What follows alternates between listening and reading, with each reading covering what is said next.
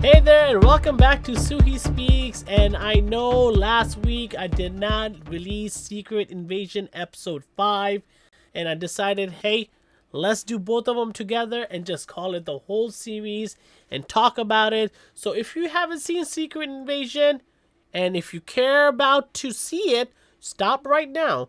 And if you don't care about it, then keep watching it. And if you have seen it, let's go along with the ride and I'll talk about it. We'll discuss it and what I rated. Let's get it started. So make sure you like and subscribe. I'm Suhi, and this is Secret Invasion, the entire series finale. I hope it's a series finale. Oops, did I give away the rating? So episode 5 starts off with Fury takes the president to the hospital. This is after Talos gets killed by Gravik, and Rhodes comes and he takes over the hospital because, you know, he is second in command, or he's feeding information to the president. He's the president's right-hand man, the mole.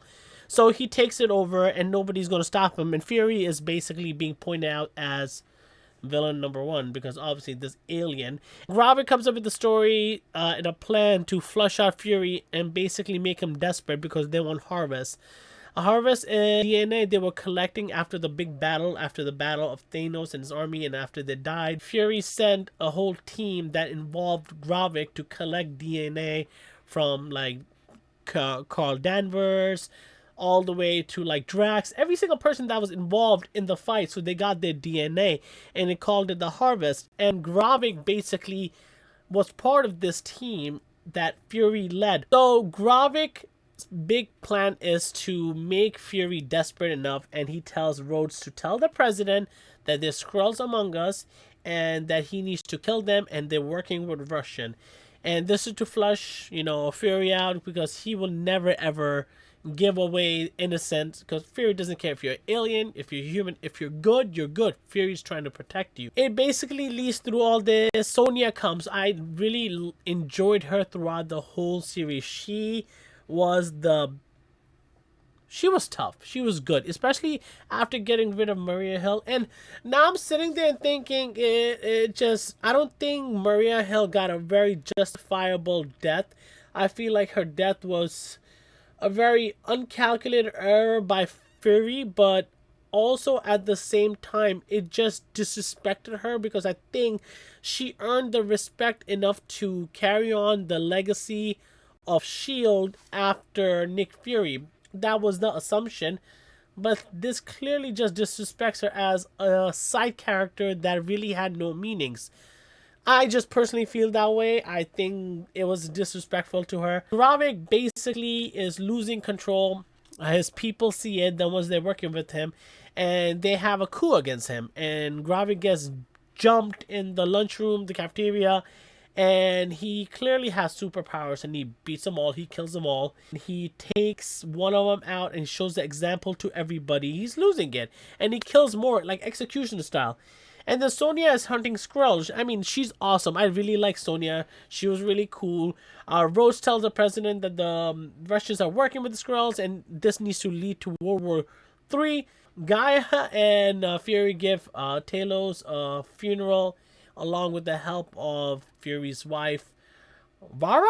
I think her name is Vara, not Priscilla. We find out her name is real Skrull name. Now we come to episode 6, because at the end of episode 5, Gravik and Fury have a conversation. Fury basically gets himself back. He gets his eye patch, he gets a gun, he wears his hat and wears his coat and everything, and he is ready to go meet Gravik, and Gravik's like, I'm going to be here, meet me here. Episode 6 starts out with Rhodey trying to persuade the president to lead a nuke or strike against Russian, where all the Skrulls are there, and he wants to do that. And Fury, on the other hand, is trying to protect, and he goes and meets Gravik, but it was not Fury, it was Gaia pretending to be. And then there was this whole big battle. It was pretty cool. I liked the battle, but at the same time I felt like the VFX, the CGI were kind of weak. It didn't feel Marvel-esque.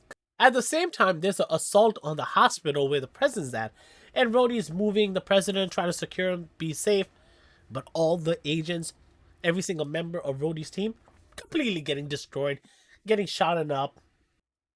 At the same time, Gaia and Gravik are having a big battle. They're using all their powers. They use Captain Marvel's powers. They use Thanos' arm, Drax's arm. There were so many cool moments with the powers they were using, like mutants. Gaia basically beats the shit out of Gravik, and then Gravik's like, "Oh, you're just as weak as Talos." Intimidated her, egged her on. She ends up killing him. Felt it was very short-lived. He was portrayed as this big bad dude, and I know that Gaia killing him is like a nice way and Talos winning or getting back, but I felt like the fight and everything was not that good. I don't know. I wanted more. I felt it was very short-lived, especially, and I felt the ending was rushed. Like, they can have done this with another episode and just give us a big battle. Gravik, on the other hand, there was a scene in this episode where Gravik basically is talking to Samuel Jackson Fury, and he is just telling his feelings, just ripping it apart. And the way he does it is like screaming in Samuel Jackson, the Fury's face, grabbing his face and just letting him go. I thought he did fantastic. Like, I was like, damn, this guy can act. Really good job. I think that was one of the bright spots of this show because the show really needs it. Oh, now let's get back to the pros and cons. I'm going to talk about the pros. The Gravik speech was a pro. Having Gaia was a pro. Nick Fury's wife, not that bad. At the end, this show has such a cliche send-off. Like, Fury is going away with his wife to find a new world. Because now the Skrulls are among us. Everybody knows the president gave an order that he's hunting every single one down, and they're fighting it, and other people are killing innocent people. It's chaos. So Fury's trying to go and have a peace deal with the Kree and Skrull. So Vara is helping him, and they just leave. Okay. Now we're getting to the rating, and I think we should just go towards that because I cannot find more pros. I thought this show sucked. This show was very pointless. This was a pointless show. This is why people have no faith in Marvel. I think this is what makes them believe Marvel is failing. The storytelling is not good. It's no complex. It's not smart. I feel like Marvel used to be very witty and outthink us and make us work our brain and not expect the next thing to happen. Because my wife already discussed it with me where, we don't know how long Rhodey was going to be stuck for. We had no explanation of that. Like, when Gaia freed Rhodey, they didn't feel like a justice where, how long was he there for? Does he know Tony's dead? How long have been they doing? Because this is a very high up there person, and the fact that no Avengers or anybody checking up on him, like, don't they have like codes or secret words? This is War Machine. And I just felt this show was so underwhelming. Really didn't have any good highlight spots. Maybe one good episode for 10 minutes, which was episode 4. And this one, same-ish. I think I give the series a 5. A 5 out of 10. I'm not going to watch it again. This was pointless. This gave me nothing. I'm not excited about the next phase. Or the next anything. I don't. What did you think? Have you seen Secret Invasion? Please comment below, like and subscribe. Help me grow my channel. I'm Sugi. I'll catch you in the next one. Take care.